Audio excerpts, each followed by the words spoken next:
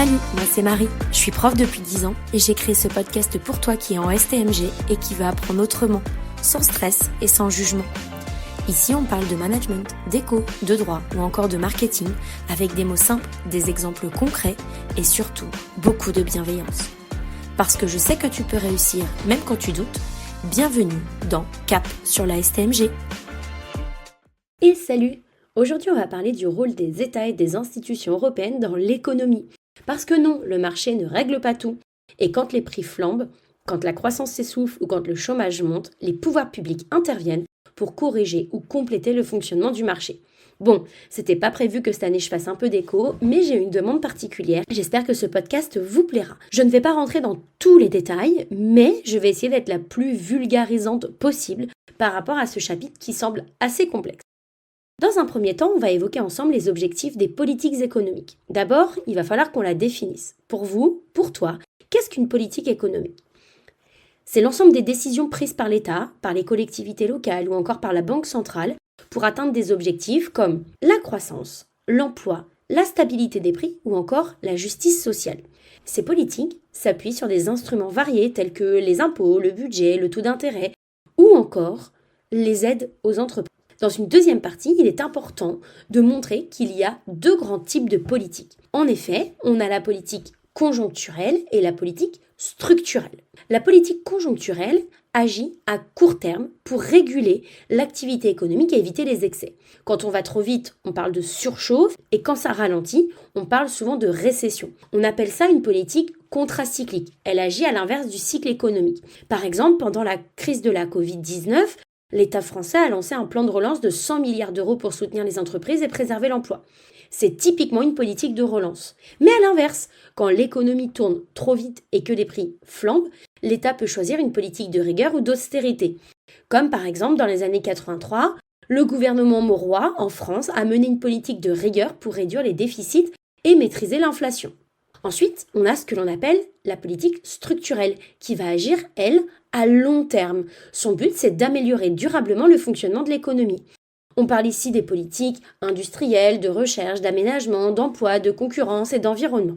Le programme, par exemple, France 2030, lancé par Emmanuel Macron, vise à investir 54 milliards d'euros dans les secteurs d'avenir, style l'hydrogène, la santé, le numérique, l'automobile électrique même, pour renforcer la compétitivité de long terme. Maintenant qu'on a regardé un petit peu comment ça s'articulait, qui en étaient les protagonistes, il est important de te présenter les différents instruments de chacune des politiques. Donc, si je dois te poser la question, à ton avis, quels sont les instruments de la politique conjoncturelle ? La politique conjoncturelle agit sur deux versants principaux qui sont la politique budgétaire et la politique monétaire. La politique monétaire est menée par la Banque centrale. D'ailleurs, moi j'aime beaucoup parler de ça parce que c'est une femme qui est à la tête de la Banque centrale.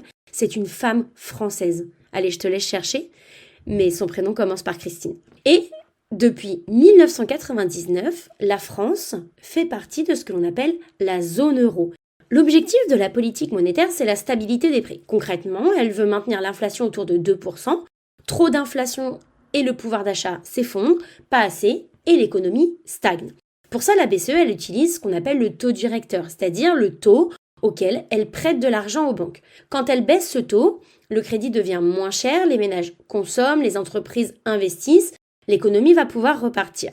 Lorsqu'elle augmente ce taux, c'est pour freiner un petit peu l'inflation qui semble être trop forte. Un exemple concret, après les années à 0%, la BCE elle a remonté ses taux à 4,5% en 2023 pour lutter contre l'explosion des prix liée à la guerre en Ukraine et à la crise énergétique. Pour compléter cette politique monétaire, on a ce que l'on appelle la politique budgétaire.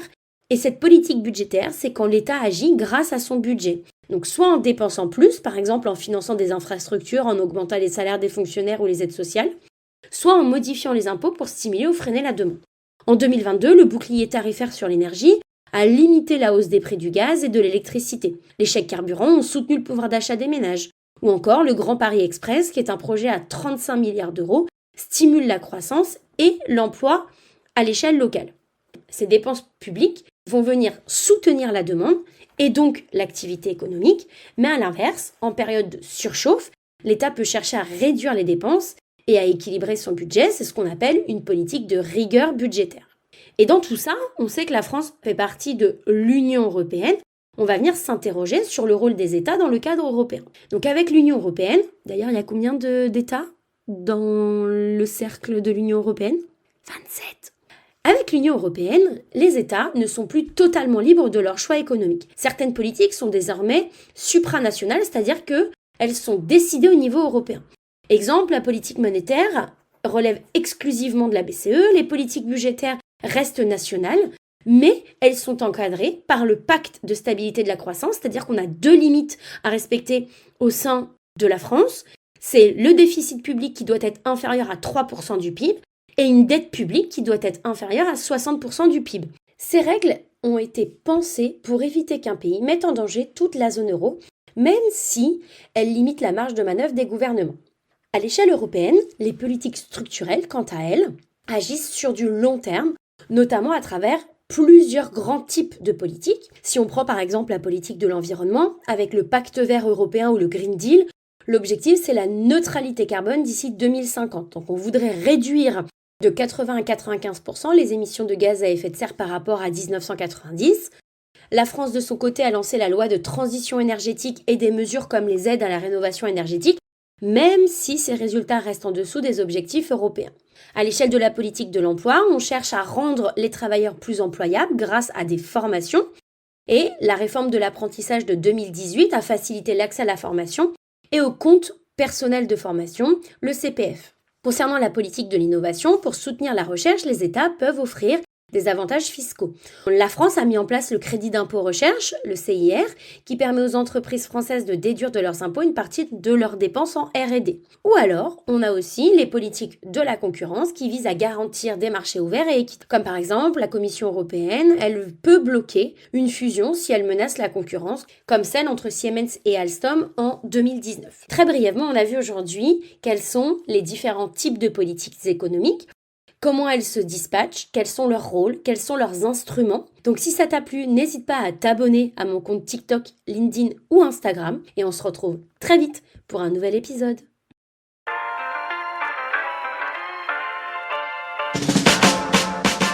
Merci d'avoir écouté cet épisode de Cap sur la STMG. On se retrouve très vite pour un nouveau coup de pouce en management, éco, droit ou marketing. Et n'oublie pas, la STMG, c'est pas du blabla, c'est du concret. À bientôt!